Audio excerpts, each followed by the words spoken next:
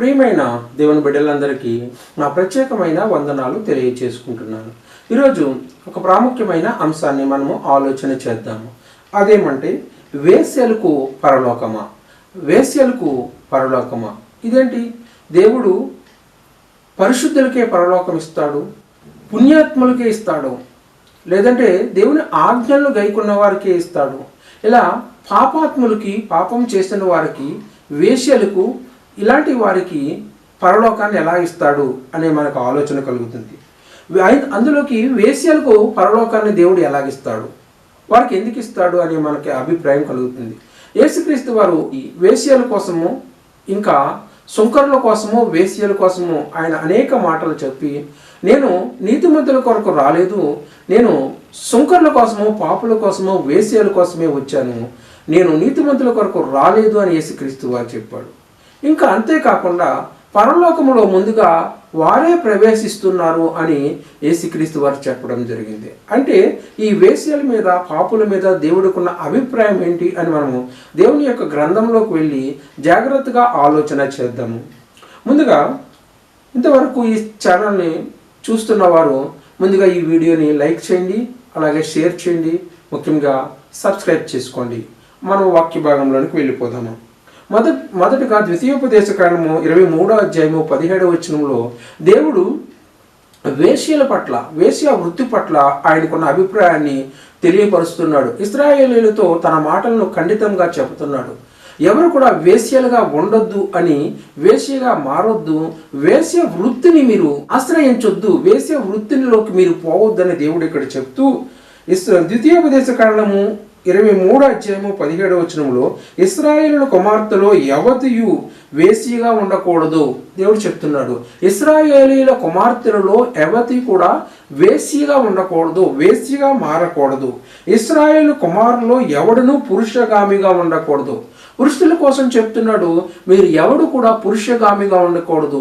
స్త్రీల కోసం చెప్తున్నాడు, మీ స్త్రీలలో ఎవరు కూడా వేశ్యగా మారకూడదు, వేశ్య వృత్తిని చేయకూడదు, వేశ్య వృత్తిలో మీరు దిగకూడదు, వేశ్యలుగా మీరు మారకూడదని దేవుడు వీరికి ఖండితంగా ఆజ్ఞాపిస్తున్నాడు.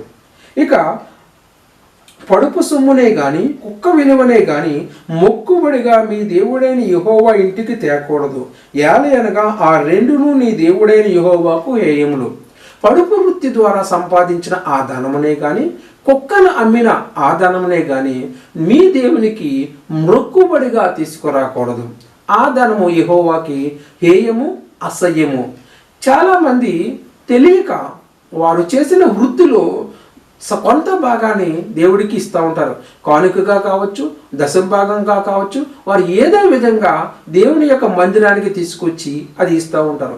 అలా మనం ఇచ్చేటప్పుడు మనం సంపాదించే ఆ సంపాదన న్యాయమైనదా, న్యాయబద్ధంగా సంపాదించామా, మనం కష్టపడి సంపాదించామా, లేదంటే అన్యాయంగా సంపాదించామా, లేదంటే లంచాలు తీసుకుని సంపాదించామా, మనం ఏ విధంగా సంపాదించాము అని ఆలోచన చేసుకోవడం చాలా మంచిది.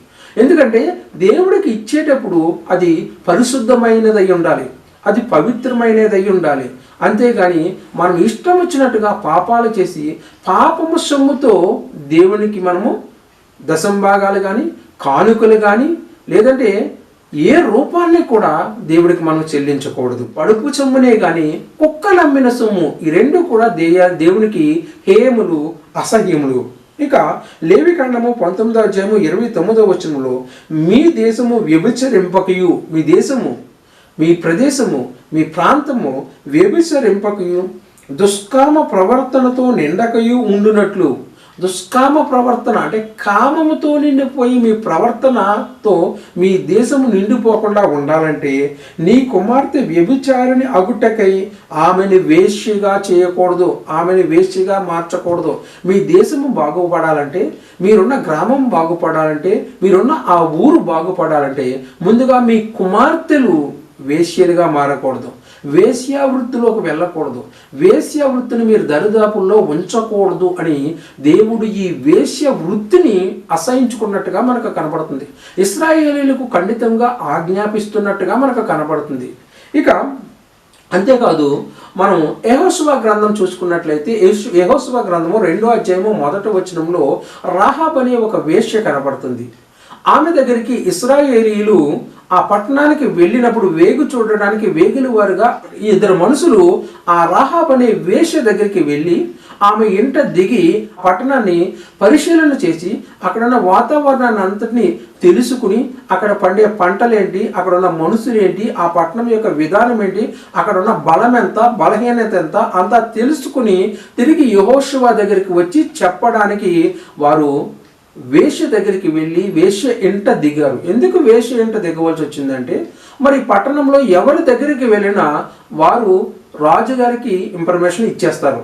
రాజుకు దొరికితే వీరు ప్రాణాలు తీసేస్తారు. కనుక వేశ్య దగ్గరికి అనేక మంది వస్తూ పోతూ ఉంటారు. కాబట్టి వేశ్య దగ్గరికి వీరు వెళ్ళి అక్కడ దిగి వేశ్య దగ్గరికి వెళ్ళి అక్కడ దిగి వీరికి అప్పగించిన ఆ పనిని వీరు నెరవేర్చుకున్నారు. ఈ లోపల ఆ ఇన్ఫర్మేషన్ అనేది రాజుగారి దగ్గరికి వెళ్ళిపోయి రాజు తన సైనికులని ఇక్కడ రాహాబ్ అనే వేశ్య దగ్గరికి పంపించినప్పుడు రాహాబ్ అనే వేశ్య ఇశ్రాయేలీయులను పైన మిద్దె మీద దాచిపెట్టి వారు లేరు, వెళ్ళిపోయారు. చీకటి పడే సమయంలో, గడియ వేసే సమయంలో వారు బయటికి వెళ్ళిపోయారు. వారు వచ్చిన మాట నిజమే, కానీ ఎక్కడి నుంచి వచ్చారో నాకు తెలియదు, వారు ఎక్కడికి వెళ్ళిపోయారు అనేది కూడా నాకు తెలియదని వారిని పంపించేసిన తర్వాత ఈ రాహాబ్ అనే వేసి వారి వద్దకు వెళ్ళి మీ దేవుడి కోసం నేను విన్నాను, మీ దేవుడు చేసిన క్రియలు నాకు తెలుసు, మీ దేవుడు ఎర్ర సముద్రాన్ని 2 పాయలుగా చేసి అది ఆరిపోయేటట్టుగా చేశాడు,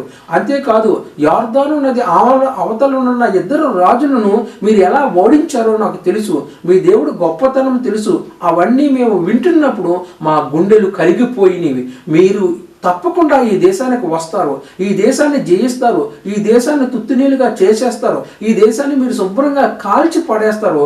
కనుక మీరు వచ్చి ఈ దేశాన్ని పాడు చేసేటప్పుడు ముఖ్యంగా నన్ను కాపాడండి, నా ఇంటి వారిని కాపాడండి, నా కుటుంబాన్ని కాపాడండి, నా అన్నదమ్ములను, నా అక్క చెల్లెలను, మా అందరినీ మీరు కాపాడతారని నాకు మాట ఇవ్వండి, మీ ప్రాణాలు నేను కాపాడాను కదా అని వారిని అడిగినప్పుడు వారు రాహాబ్ అనే వేశ్యకు మాట ఇచ్చారు, మేము వచ్చేటప్పుడు నీ ఇంటికి ఈ ఎర్రని దారం కట్టు, ఈ ఎర్రని దారము నీ కిటికీకి కట్టు, మీరందరూ ఇదే గృహంలో ఉండండి, మేము వచ్చి మీ ప్రాణాలు కాపాడుతామని వారు మాట ఇచ్చారు.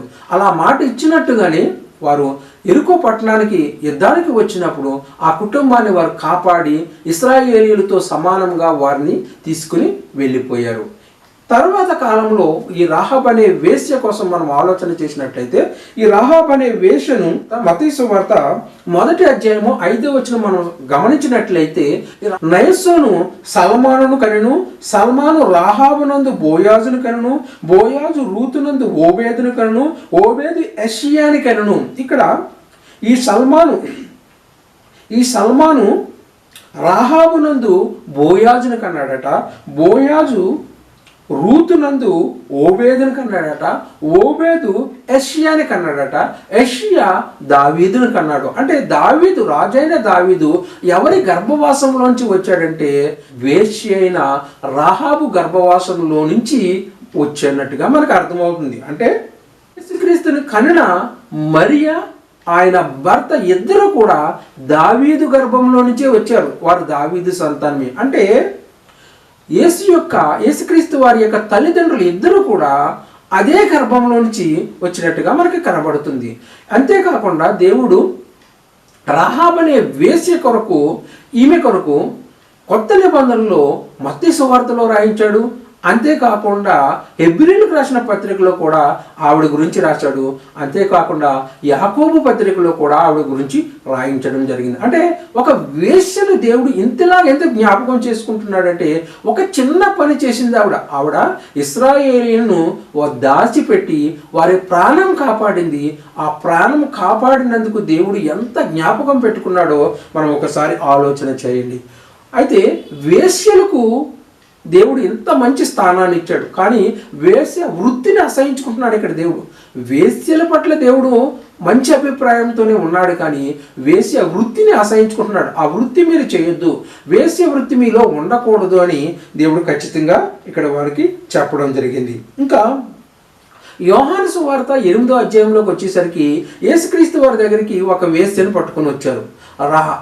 వ్యభిచారమందు పట్టబడిన ఒక స్త్రీని యేసుక్రీస్తు దగ్గరికి తీసుకుని వచ్చి ఇశ్రాయేలీయులు ఆయన అడుగుతున్నారు, ఈమె వ్యభిచారం చేస్తుండగా మేము పట్టుకున్నాము, మరి మోషే ధర్మశాస్త్రం ప్రకారంగా ఈమెను ఏం చేయాలి? రాళ్లతో కొట్టి చంపాలి. అయినను నీవేం చెప్తావు అని యేసుక్రీస్తు వారి దగ్గరికి ఆమెను తీసుకువచ్చి ఆయనను అడిగినప్పుడు యేసుక్రీస్తు వారు చెప్తున్న సమాధానం విని వారు ఒక్కరు కూడా అక్కడ నిలవలేక వెళ్ళిపోయినట్టుగా మనకు అర్థమవుతుంది. వారు నిజంగా ఆవిడని చంపాలంటే వారు నిజంగా ఆవిడని రాళ్లతో కొట్టి చంపాలి అని అనుకుంటే వారు అక్కడే చంపేసి ఉండేవారు. యేసుక్రీస్తు దాకా తీసుకురారు. కానీ వారి ఉద్దేశం ఏంటంటే యేసుక్రీస్తు వారిని పట్టుకోవాలి, యేసుక్రీస్తు వారిని తప్పుపట్టాలి, యేసుక్రీస్తు వారిని రాళ్లతో కొట్టి చంపాలి అనే ఉద్దేశంతో ఆ వేశ్యను, ఆ వ్యభిచారమందు పట్టబడిన ఆ స్త్రీను యేసుక్రీస్తు వారి దగ్గరికి తీసుకువచ్చినట్టుగా అర్థమవుతుంది. ఇక యేసుక్రీస్తు వారు చెప్పిన సమాధానం ఏంటి? అవును, కరెక్టే, మోషే ధర్మశాస్త్రం ప్రకారంగా వ్యభిచారమందు పట్టబడిన ఎవరినైనా రాళ్లతో కొట్టి చంపాలి. అయితే మీలో ఎవడు పాపము చేయలేదో వాడు మొట్టమొదటిగా రాయి వేయండి అని యేసుక్రీస్తు వారు చెప్పినప్పుడు ఒకడు కూడా అక్కడ నిలవబడలేదు. యేసుక్రీస్తు వారు ఏమన్నారు? అమ్మా, ఎవరు నిన్ను శిక్షించలేదా, ఎవరు నీకు శిక్ష విధించలేదా అని అడిగినప్పుడు లేదు ప్రభువా అని ఆ స్త్రీ చెప్పింది. నేను కూడా నీకు శిక్ష విధించను, కనుక నీవు వెళ్ళి ఇక పాపము చెయ్యకు అనేసి క్రీస్తు వారు చెప్పారు. అంటే ఆవిడ చేసిన ఆ పాపాన్ని మాన్పించే ప్రయత్నం చేశారు. ఆమెను శిక్షించాలి అని దేవుడు అనుకోలేదు. ఆమెను కఠినంగా శిక్షించాలని దేవుడు అనుకుంటే యేసుక్రీస్తు వారు రాయి వేయొచ్చు, అక్కడ కొట్టొచ్చు. కానీ యేసుక్రీస్తు వారి మనస్సు అది కాదు. పాపాన్ని ద్వేషించాలి, పాపము చేసిన వ్యక్తిని ప్రేమించాలి, పాపాన్ని ద్వేషించాలి, పాపము చేసిన వారిని, పాపాత్మల్ని ప్రేమించాలి. అందుకనే యేసుక్రీస్తు వారు మత్తయి సువార్త 9వ అధ్యాయం 13వ వచనంలో ఆయన ఏం చెప్తున్నారంటే, అయితే నేను పాపులను పిలువ వచ్చితిని కానీ నీతిమంతులను పిలువ రాలేదు, గనుక కనికరంనే కోరుచున్నాను కానీ బలిని కోరను అని యేసుక్రీస్తు వారు చెప్తున్నారు. అయితే నేను పాపుల్ని పిలువ వచ్చాను, పాపులనే పిలవడానికి వచ్చాను కానీ నీతిమంతులకు నేను పిలవడానికి రాలేదు. కనికరంనే కోరుచున్నాను కానీ బలిని కోరను, నాకు బలితో సంబంధం లేదు, నాకు కనికరమే కావాలని యేసుక్రీస్తు వారు చెప్తున్నారు. అంటే యేసుక్రీస్తు వారు పాపుల్ని పిలవడానికి వచ్చారా, వ్యభిచారణ పిలవడానికి వచ్చారంటే అవును, ఖచ్చితంగా ఎవరైతే పాపులుగా ఉన్నారో వారిని పిలిచి వారిని పరిశుద్ధపరిచి వారిని దేవుడి దగ్గరికి తీసుకువెళ్ళడానికి, తండ్రి దగ్గరికి తీసుకువెళ్ళడానికి ఆయన భూమి మీదకు వచ్చినట్టుగా స్వయంగా ఆయనే చెప్తున్నట్టుగా మనకు అర్థమవుతుంది. ఇక లూకాసు వార్త 18వ అధ్యాయము 11వ వచనంలో ఒక పరిసయ్యుడు, ఒక సుంకరి, వీరిద్దరూ ప్రార్థన చేస్తున్నారు. పరిసయ్యుడు ప్రార్థన చేస్తూ, దేవా, నేను చోరులను, అన్యాయస్తులను, వ్యభిచారులనైన ఇతర మనుషుల వలనైనను ఈ సుంకర వలనైనను ఉండనందుకు నీకు కృతజ్ఞతాస్తుతులు చెల్లించుతున్నాను. వారంలో 2 మార్లు ఉపవాసము చేసు నా సంపాదన అంతటిలోనూ 10వ వంతు చెల్లించుచున్నానని తనలో తాను ప్రార్థించుచుండెను. పరిసయ్యుడు తన్ను తాను హెచ్చించుకుని పక్కనున్న సుంకరిని తగ్గించి ఈయన ప్రార్థన చేస్తున్నాడు. మనం దేవుడికి ప్రార్థన చేసేటప్పుడు మనలను మనం హెచ్చించుకుని ప్రార్థన చేయకూడదు. దేవుడి దగ్గర దీనముగా అడగాలి, దీన మనస్సుతో అడగాలి. మనలను మనం తగ్గించుకుని దేవుడిని అడగాలే కానీ మనలను మనం హెచ్చించుకోకూడదు, దేవుడి దగ్గర హెచ్చించుకోకూడదు. ఇక్కడ పరిసయ్యుడు చేస్తున్న పని అదే. దేవా, నేను చోరులను, అన్యాయస్తులను, వ్యభిచారులనైన ఇతర మనుషుల వలే కాక, అంటే ఇతరులందరికంటే నేను బెటరు, నేను గొప్పవాడిని, నేను మంచివాడిని అని తనకు తాను సర్టిఫికేట్ చేసుకుంటున్నాడు. ఇతర మనుషుల వలే కాక పక్కన నిలబడ్డాడు కదా సుంకరి, ఈ సుంకర వలన నేను ఉండనందుకు నీకు కృతజ్ఞతాస్తుతులు చెల్లించుకుంటున్నాను. వారానికి 2 సార్లు ఉపవాసం ఉంటున్నాను, నా సంపాదన అంతట్లో 10వ వంతు నీకు ఇస్తున్నాను అని తనలో తాను ప్రార్థన చేస్తున్నాడు. దేవుడికి తెలియదా మనం ఎలాంటి వారమో? దేవుడికి తెలియదా? మనలో ఉన్న మన ఆలోచన దేవుడికి తెలియదా? మనలో ఉన్న మంచి దేవుడికి తెలియదా? మనలో ఉన్న చెడు దేవుడికి తెలియదా? మనం ఎలాంటి వారమో మనం దేవుడికి చెప్పనవసరం లేదు. దేవుడికి సర్వము తెలుసు. మన నోట మాట రాకమనిపే ఆయనకి అన్నీ తెలిసిపోతాయి, అన్నీ తెలుసు. కనుక మన కోసం మనం గొప్పగా మనం చెప్పుకోవక్కర్లేదు. దేవుడే అన్నీ గమనిస్తున్నాడు. కనుక దేవుడికి మనం ప్రార్థన చేసినప్పుడు చాలా వినయంతో ప్రార్థన చేయాలి, చాలా తగ్గించుకుని ప్రార్థన చేయాలి. దేవుని అడిగేటప్పుడు ఆయన మనకి ఇచ్చేటట్టుగా అడగాలి. మనల్ని మనం హెచ్చించుకుని ప్రార్థన చేస్తే దేవుడు అనుగ్రహించడు. ఇక్కడ సుంకరి ప్రార్థన కూడా మనకు కనబడుతుంది. అయితే సుంకరి దూరం నుండి నిలుచుండి ఆకాశం వైపు కనులు ఎత్తుటకైనను ధైర్యము చాలక, సుంకరి దేవుని వైపు కనులు ఎత్తి చూడడానికి కూడా ధైర్యం సరిపోలేదట. ఆకాశం వైపు కనులు ఎత్తడానికైనా ధైర్యము చాలక రొమ్ము కొట్టుకొలుసు, దేవా పాపినైన నన్ను కరుణించుము. సుంకరి ప్రార్థన ఎలా ఉంది? తాను తగ్గించుకుంటున్నాడు, తన పాపాన్ని ఒప్పుకుంటున్నాడు. దేవుని వైపు ఆకాశం వైపు కన్నులెత్తి చూడడానికి కూడా ఆయనకి ధైర్యం సరిపోవట్లేదు. రొమ్ము కొట్టుకుంటూ దేవా పాపినైనా నన్ను కరుణించుము అని పలికాడు. ఇతని కంటే అతడు నీతిమంతుడని తీర్చబడ్డాడు. ఇక సుంకరి నీతిమంతుడిగా తీర్చబడ్డాడు. మరి పరిసయ్యుడు ధర్మశాస్త్రాన్ని బోధించేవాడు, ధర్మశాస్త్రాన్ని పాటించేవాడు, ధర్మశాస్త్రాన్ని అందరికీ ఉపదేశించే ఉపదేశకుడు ఏమైపోయాడంటే నీతిమంతుడు కాలేదు. అంటే మనకి ఎవరు నీతిమంతులుగా కనబడుతున్నారంటే, ఎవరు నీతిమంతులుగా మార్చబడుతున్నారంటే, మత్తయి సువార్త 21వ అధ్యాయము 31వ వచనం. అందుకు వారు మొదటి వారే అని, యేసు సుంకరులను వేశ్యలను మీకంటే ముందుగా దేవుని రాజ్యంలో ప్రవేశించుచున్నారని మీతో నిశ్చయముగా చెప్పుచున్నాను. సుంకరులు వేశ్యలు మీకంటే ముందుగా దేవుని రాజ్యంలో ప్రవేశిస్తున్నారట. ఎలా ప్రవేశిస్తున్నారు? ఎందుకు ప్రవేశిస్తున్నారు? యోహాను నీతి మార్గంలో మీ యొద్దకు వచ్చెను, మీరు అతన్ని నమ్మలేదు. బాప్తిస్మిచ్చే యోహాను నీతి మార్గంలో వచ్చాడు, కానీ వీరు నమ్మలేదు. ఎవరు?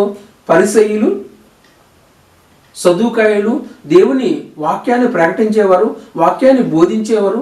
ఆ దేవాలయంలో ఉన్నవారు యోహాను బాప్తిస్మాన్ని నమ్మలేదు, యోహాను గారిని కూడా వారు నమ్మలేదు. అయితే యోహానుని ఎవరు నమ్మారంటే సుంకరులు నమ్మారు, వేశ్యలు నమ్మారు, వ్యభిచారులు నమ్మారు. నమ్మి ఆయన దగ్గరికి వచ్చి బాప్తిస్మం తీసుకున్నారు. యోహాను నీతి మార్గంలో మీ వద్దకు వచ్చెను, మీరు అతనిని నమ్మలేదు. అయితే సుంకరులను వేశ్యలను అతనిని నమ్మిరి. సుంకరులు వేశ్యలు యోహానుని నమ్మరు, నమ్మి బాప్తిస్మం తీసుకుంటున్నారు. అది చూసి అతనిని నమ్మునట్లు పశ్చాత్తాప పడక పోయితిరి. అది చూసి కూడా మీరు యోహానుని నమ్మునట్లు మీరు పశ్చాత్తాప పడలేదు, మీ మనసు మారలేదు, మీ మనసు మార్చుకోలేదు. యోహానుని సుంకరులు నమ్మారు, వేశ్యలు నమ్మారు, పాపాత్ములు నమ్మారు, కానీ మీరు నమ్మలేదు. ఎందుకు అంటే వీరిలో గర్వం ఉంది. మేము పరిశుద్ధులము, మేము వారానికి 2 మార్లు ఉపవాసం ఉంటున్నాము, దేవునికి నా దశంభాగం అంతా ఇస్తున్నాను, దేవాలయానికి వెళుతున్నాను, నాకు ధర్మశాస్త్రం బాగా తెలుసు, నేను ధర్మశాస్త్రాన్ని బోధిస్తాను అనే గర్వము వీరిలో ఉంది. ఆ సుంకరులు వేశ్యలు వారు తమ పాపాన్ని ఒప్పుకొని యోహాను గారి ద్వారా బాప్తిసం పొందినట్లుగా మనకు కనబడుతుంది.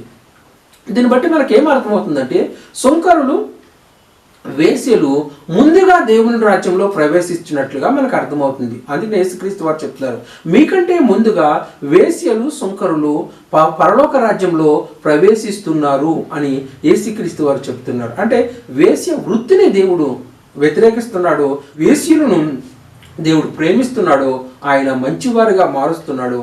వారి మనసు మారడానికి తగిన బోధ యేసుక్రీస్తు వారు చేసి వారిని మార్చినట్టుగా మనకి అర్థమవుతుంది. కనుక జాగ్రత్తగా ఆలోచన చేయండి. మరి సుంకరులు వేశ్యలు మరి ముందుగా పరలోకానికి వెళుతున్నారంటే అవునండి, ఖచ్చితంగా ఆ రోజున్న ఆ ఇశ్రాయేలీల కంటే ముందుగా సుంకరులు వేశ్యలు ముందు వరుసలో ఉన్నట్టుగా మనకి అర్థమవుతుంది. జాగ్రత్తగా ఆలోచన చేయండి. ఇంతటితో ఈ మాటలు ముగిస్తున్నాను. మీ అందరికీ నా ప్రత్యేకమైన వందనాలు తెలియజేసుకుంటున్నాను. ఆమేన్. అందరికీ వందనాలు.